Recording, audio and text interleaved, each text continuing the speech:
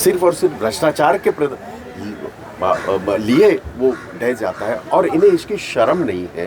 पर राज्य की 13 करोड़ जनता जो है आज के दिन का इंतजार कर रही थी और मुझे पूरा यकीन है ये वही लोग हैं जिन्होंने आपको चुन के किसी और काम के लिए दिया था। आपने पैसे के बलबूते, गुंडागिरी के बलबूते जो चुनी हुई सरकार को आपने हटा दिया था और अपनी सरकार बनाई जो असंवैधानिक है। मैं बार बार जो कह रहा हूँ यही 13 करोड़ जनता इन्हें इस जमीन में गाड़ देगी। अच्छा सर, एक बात बताइए, खास तौर पर इस बार बहुत धार्मिक बयानबाजी देखने को मिली। मैं जिक्र कर रहा हूँ बटेंगे तो कटेंगे, एक है तो सेफ है। क्या लग रहा है कि इस बार इसका असर वोटर्स पर होगा? अब मैं महाराष्ट्र की बात करूँ, मैं देश की बात नहीं कर रहा हूँ। नहीं, क्योंकि महाराष्ट्र में ही ऐसे बयान निकल कर आए। खुद प्रधानमंत्री ने बयान दिया है, योगी आदित्यनाथ की तरफ से बयान दिया गया। मैं ये चाहता था कि आप ये बात करो, इसलिए मैंने कहा। जाहिर है कि महाराष्ट्र में चुनाव है तो महाराष्ट्र की बात होगी। एक है तो सेफ है सर, ये प्रधानमंत्री जो कह रहे हैं सही है।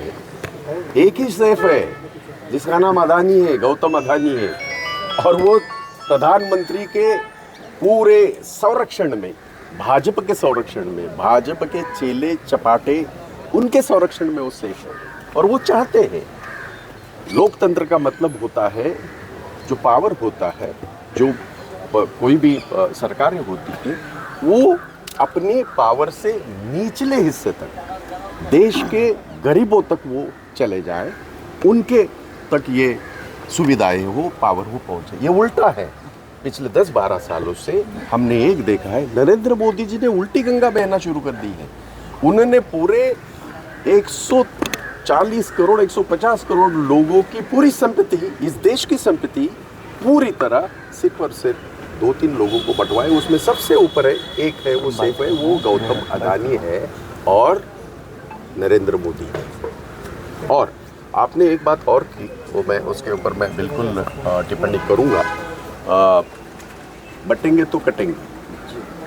भाई 12 साल में आपने आपको कोई और एक काम बताइए। चलो, नरेंद्र मोदी जी का और भाजपा सरकार का इस देश के प्रति, इस देश के 150 करोड़ जनता के प्रति एक काम बताइए, सिंगल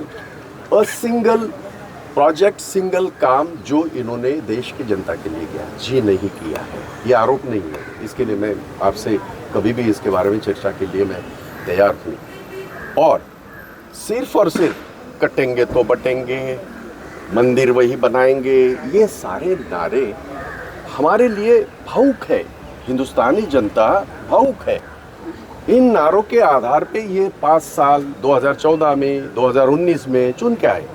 और आपको अगर याद होगा, इसमें आपके सवाल का भी जवाब है, अब 2024 में लोकसभा में तो इसमें पार्लियामेंट्री इलेक्शन में यही वो नरेंद्र मोदी जी है, यही वो जुमलेबाज है, यही वो 56 इंच के छाती वाले नरेंद्र मोदी है जो कहते थे अब की बार 400 पार।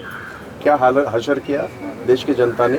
यहाँ महाराष्ट्र की जनता, जो मैंने कहा शाहू फूले अम्बेडकर के विचार वाली जनता है। आज का दिन हमारे लिए बहुत इम्पोर्टेंट है और इनको, ये जो संवैधानिक सरकार है, उनको भी अपनी जगह दिखाएंगे। अच्छा सर, एक और सवाल है। लगातार महायुति की तरफ से अगर सीट्स की बात करें तो बड़ा कॉन्फिडेंस था जब चुनाव प्रचार चल रहा था। 175 180 बड़े आराम से महाविकास अघाड़ी।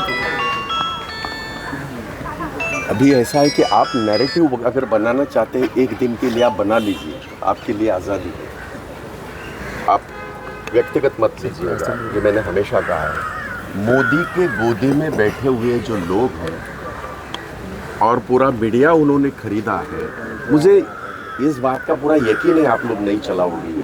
चलो, मैं आपसे आह्वान करता हूँ, हिम्मत है तो इसे चला लीजिएगा। ऐसा है कि ये महाविकास आघाड़ी के बारे में पहले आप ही लोग कहते थे 185 तक आ जाएंगे, इनका तो कहीं नजर नहीं आ रहा, इनका तो कोई वजूद नहीं है। आप एक दिन के लिए वो नैरेटिव अपसेट कर रहे हैं कि महा आघाड़ी का ये होगा। मैंने जो बातें की वो इस मिट्टी की हकीकत है, वो मैंने बातें की और मुझे यकीन है, महाराष्ट्र की जनता पे यकीन है, महाराष्ट्र की विचारधारा है उसके ऊपर मुझे यकीन है। और मैं यकीन के साथ कहना चाहता हूँ, मुझे फिर याद करिएगा 23 तारीख, बहुत खम्मा नहीं, एक ही दिन बीच में, 2 दिन बीच में है, मुझे बुलाइएगा। आप नहीं बुलाओगे मुझे पता है। नरेंद्र मोदी को यहाँ से शुरू हो जाएंगे तो आप थोड़ी दिखाओगे। पर फिर भी मैं कह रहा हूँ, महाराष्ट्र की 13 करोड़ जनता, नरेंद्र मोदी तो और ज़्यादा आने चाहिए थे महाराष्ट्र में, मुंबई में। हम इंतज़ार कर रहे थे कि वो ज़्यादा सभाएं ले, हम इंतज़ार कर रहे थे कि वो कौन है वो दूसरे, अमित शाह, वो ज़्यादा सभाएं लेते ताकि हमारा आंकड़ा 200 तक जाता। उन्होंने अपने, जो मैंने सुना, आपने बताया कि नरेंद्र मोदी जी देश के प्रधानमंत्री 9 सभाएं ले रहे, 10 सभाएं ले रहे, तो वो तो होने से रही। तो महाराष्ट्र विकास आघाड़ी ये लोगों के दिलों में है, लोगों के जहन में है, क्योंकि महाराष्ट्र विकास आघाड़ी जब सरकार सत्ता पे थी, हमारे मुख्यमंत्री आदरणीय उद्धव जी ठाकरे जब थे, और पूरा विश्व जब कोरोना से जूझ रहा था, मेरे महाराष्ट्र ने बहुत बढ़िया काम किया।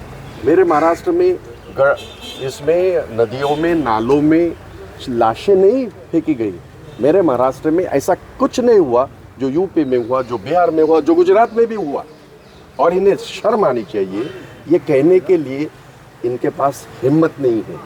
महाराष्ट्र ने, उस सरकार ने 1.5 साल कोरोना का दौर चला, आप भी जानते हैं, 1.5 साल अपना फर्ज अदा किया है, और लोगों को इस बात का पूरा ये है, यकीन है, और लोग इस चीज़ को मानते हैं। तो ये डिजिटल जो वर्ल्ड आप जो भवंडर जो तैयार किया है, सब जगह आप देखिएगा, क्या वो उनका एक जुमला है, अभी वो मुझे याद नहीं आ रहा है, तो ये जुमलेबाजी नहीं चलेगी। जब नरेंद्र मोदी जी की जुमलेबाजी नहीं चली, तो ये एकनाथ शिंदे कौन होते हैं, ये देवेंद्र फडणवीस कौन होता है? मैंने सही कहा, देवेंद्र फडणवीस, जिन्होंने महाराष्ट्र को फंसाया है, 13 करोड़ जनता को फंसाया।